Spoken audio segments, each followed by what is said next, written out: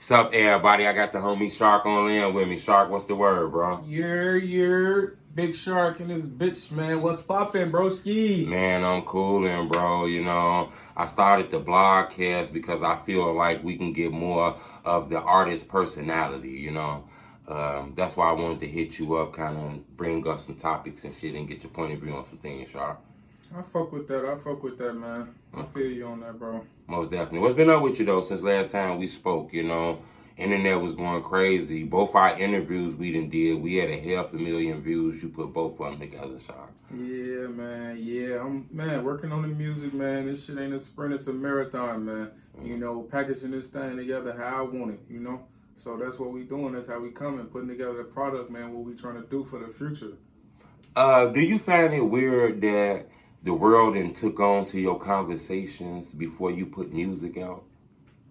No, man, because, you know, everybody got to recognize and see what direction the world going. Right. Some people, they fucking conversation is more insightful, is more entertaining, is more educational than people music. Right. And as we see a lot of the world right now, what they doing, grasping to a podcast. Podcast has took over. It's just like skyrocketed more than 100%. In the last 5 years, it went probably from maybe 500 podcasts to 2,000 podcasts. And then you got people, black people, oh man, stop doing podcasts. No, black people, do y'all thing, man. So yes, I ain't surprised, man. People, when they hear me speak, they know, damn, that boy is talking that shit. This boy intellectual. Damn, this boy know what the fuck he talking about. So no, I ain't surprised. Yeah, and I noticed another thing with podcasts too that I like is, you know, you get more than just the music and shit, you know. Yeah. I want to rush into it though, Shark. I want to know some deep shit, right? This is a deep question I want to know. And I done did blogs on this, right? I know it's 50 cities. You count Alaska, Hawaii, and them other cities. I get it. But it seemed like everybody want to rap in the city of Chicago. Ain't no other type of jobs out here. Everybody, I mean, that's the only job for somebody out here. For the youth, everybody want to rap. Like, I don't see no more people rushing to basketball practice and shit like that. Why is the rap culture so strong out here? Man, that's really you touching on something that's actual facts. That I've been out here, I've been watching a lot of young guys. That's actual facts. Right. As of right now, guys not trying to be ball players no more. They not trying to be football players, baseball players. Guys not trying to be no real estate agents. Guys not trying to be lawyers. Guys just trying to rap. The reason behind that is the ChiefKeef effect. Oh, Sosa. And it's not, he does not get all the glory again. But shout out to Sosa far as in, because he did make it to become colossal and put a massive, colossal light on Chicago. He did that with his work and with his art. So with that being said, before he got to that level, he was getting around guys from 600. 600 was rapping. He was coming on 600 trying to rap with guys like Edai. You know what I'm saying? Cooper, Long Live Cooper. These guys never got their credit. You know, I'm personally feel like, ChiefKeef, you supposed to shine a light on those guys, but guys are so, what they call, not used to having that type of backing, not having that type of power. So it gets to the point, oh man, I got this power. I ain't gonna shine my light on them. What if they get bigger than me? So that's what happened. But those guys get a mountain of fucking credit. Edai and them. Edai having one of the first cameras out there shooting. Okay, hold up, Shark. I seen that in several interviews. Okay, look, I seen that in several interviews too. That's true. That's true. Edai was like the first one, like putting the plays together. You know? Yeah. I gotta let it be known. So just going back into detail, but that was a touchy subject because I really hate that black men don't recognize your light ain't gonna dim. You know what I'm saying? Shine another nigga light ain't gonna dim yours, man. Right. So hopefully for the next guys coming up, let's continue to do that. I see, shout out to Polo G. I see he just, you know what I'm saying, did a song with PNG Nup. Yeah, you know what I'm saying? So that's love or whatever from a Chicago artist. But again, yes, right now, 89 to 95% of guys, black men, want to be rappers right now. And that is the ChiefKeef effect. The reason why is because they feel like you won't have to put no mass amount of energy and work into rap and you can become wealthy, famous, successful, and they feel like you will get all the women. And the last but not least, you will get a lot of fucking respect from all over the fucking globe because people love Chicago. And that's one thing that I want to make sure I stress. Chicago hates Chicago. Everywhere else on the fucking globe, we go there, New York, Alabama, Texas. You from the side? Oh man, that nigga from Chicago here, man. Wait, I want to meet that nigga from Chicago. I get love from everywhere because niggas know the real. So that's what it's about, and that's why these guys ain't gonna stop because they feel like, man, I could just get on some beats, I can pop off, and it's really a false hope. So I want to just end it on this segment, letting y'all know, guys, y'all could put some music out there, but go back into what we need to be doing as far as in putting yourself into a trade that's going to be able to make you some money. Chase your dream, but try to go into construction. That's smart. Try to go into a career as far as a career electrician. Try to go into seeing about real estate. Shout out Jay Morrison, you know what I'm saying, that's been teaching a lot of stuff in real estate. So again, I need my black guys in the city. Y'all can do y'all thing. Y'all can reach for the stars and do that. But at the end of the day, the rap game is so condensed right now. It's so tight. It's so many rappers. It's not going to be so many that's going to rise to the top. So I'm going to leave that there. Right. No, that's good. And I'm glad you kind of broke it down because, like I said, a lot of the people who watch my YouTube channel, they ain't never been to the hood. And the closest they going to get there is through this camera right here. And I think you kind of gave them an in-depth look at it. But you did say, you know, Keef and, you know, 600 now, Shark. You did see it. Yeah. So I kind of want to push back into that. You know, you kind of did give me a brain freeze because it was some 600 sprinkled on that ChiefKeef early music. Man, I'm talking about the man shouted out 600 so much in his early songs, which 600 had such a strong presence in the music at that time. It wasn't what ChiefKeef had the strong presence. 600. Shout out to Cooper again, Edai, battling back and forth with these other guys on the other side. You know what I'm saying? Doing their thing back and forth. You know what I mean? Those guys created something. Right. We just don't appreciate shit until y'all see it in the sky. Y'all don't appreciate shit until y'all see it in the sky in the jet. Then y'all there. I was fucking with him. A lot of y'all ain't gonna goddamn it fuck with SharkOnLand600 until y'all see me goddamn in the lyre and the lyre goddamn in the sky. Now y'all. Oh, Shark, man, you know I been fucking with you. And then them niggas trying to call you that, bro. I knew you wanted that, bro. I knew you wanted none of that shit, bro. I been fucking all that shit, man. You know what, Shark? I can't push back too fast again. I can't push forward too. You just said something else. I gotta pull your arm one more time, Shark. All right. Let me. Shark, you know, Edai 600, in my opinion, was like an underground P. Diddy. And I'm gonna tell you why I feel like that, right? It's a lot of people I know because of like his song 600 blowing up, right? 600 blew up. That intrigued me on a lot more of those artists, right? Yeah. Why do you feel like the fans kind of like at the end, some fans kind of turned on Edai? Why do you feel like that happened? Because in my opinion, he got some legendary classic records. 600, Message to the Streets. He got a lot of records that I consider Edai one of the founding fathers. Not saying he created drill, but when I got into drill, I seen him.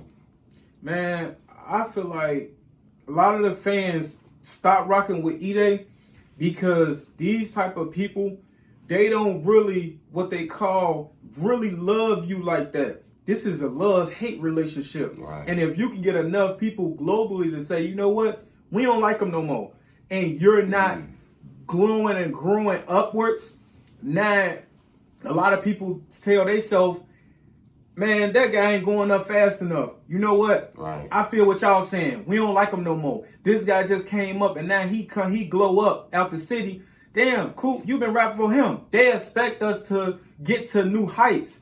They're gonna put a ceiling on us because that's what black people do to themselves, bro. That's what y'all do to us. But the real reason, and this is why real niggas upset at certain things that other artists do that get to those platforms, like a Keef, you know what I'm saying? Bro, y'all get to that ceiling and y'all break the ceiling.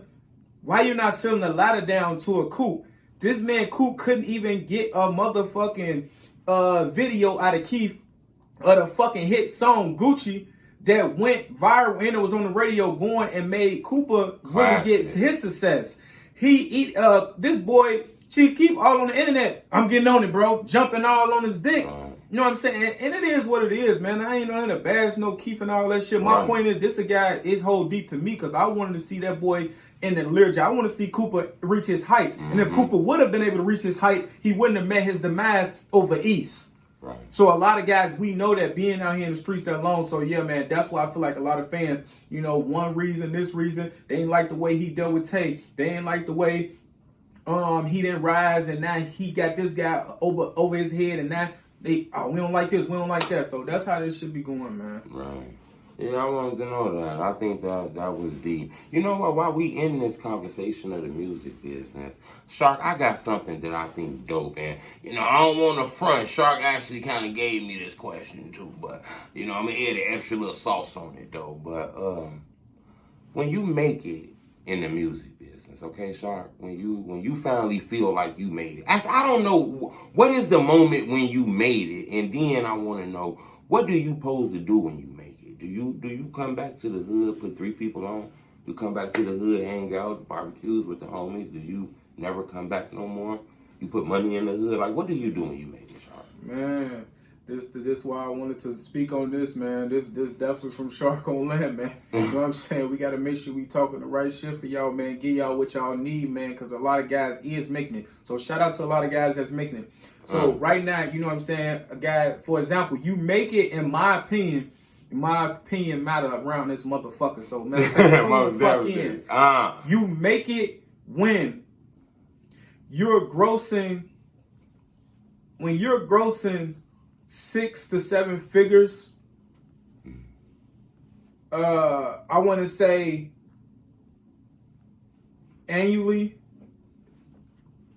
or in a sense, when you have reached a level of stardom where your radio play is getting up there, you getting paid over $20,000 a show, and now you grossed over multi-million status, and you're doing features with big artists, you have made it. So it's a different levels and select, because some guys you may be making 30,000, 40,000 here, and then annually it may rise to like 230,000, but you may not have made it because your name, you still ain't got no radio hits. You know what I'm saying? You still in the hood. You ain't got none of these fuck niggas to give you no features and all this shit. You ain't necessarily made it yet. So it's a select different things and steps and plateaus you have to reach before you consider to made it. So that's my status on that. You have to have a few different high level features making a certain type of money. Now, if you grow certain type of money, if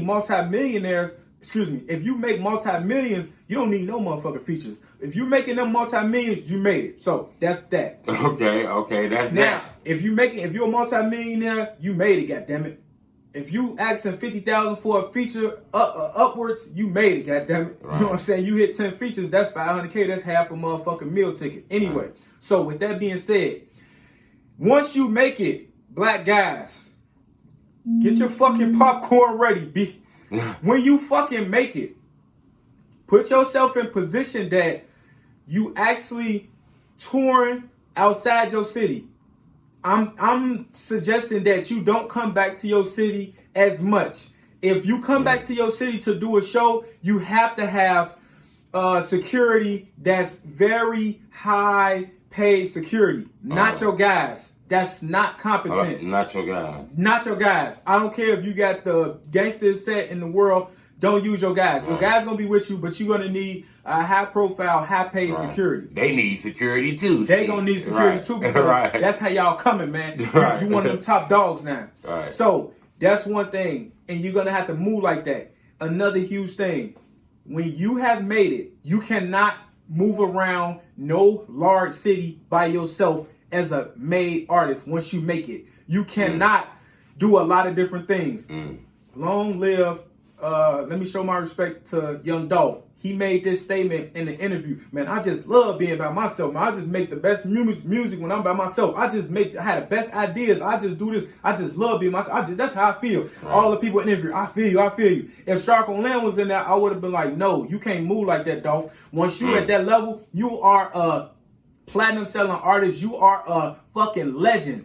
You one of the biggest to ever do it. You cannot ever move by yourself. Why? Because a nigga will try to knock your head off, and they will be doing that because you got all type of shit going on in the streets. So, biggest thing, you can never move by yourself when you get to making it level. For example, these guys right now, Polo G, Lil Durk, these guys can never move by themselves. They can't go to no fucking ice cream parlor by themselves. They can't do it. And it's not in their best interest to do it. So black men, let's stop trying to be the toughest motherfucker. It's not, you ain't less tough because you need security. Right. That's what moving smart do. So shout out to those guys. Long live Young Dolph, man. We miss you, man. And let's move better. So those are some of the things that you should be doing when you make it. And I'm gonna conclude with this. When you make it, once you make it after the first year you made it, you making that type of money, do some traveling. I suggest that you leave the motherfucking city that you've been in and travel for at least 3 to 5 years. I want you to make your fucking success last longer elsewhere for 3 to 5 years and enjoy that success. Shark on Land, I do this shit. I know how to do it. I see it all the time. Okay, not to cut you off though, Shark. It's one thing though you ain't speak on. Okay. Do you pose to come back? Okay, great question.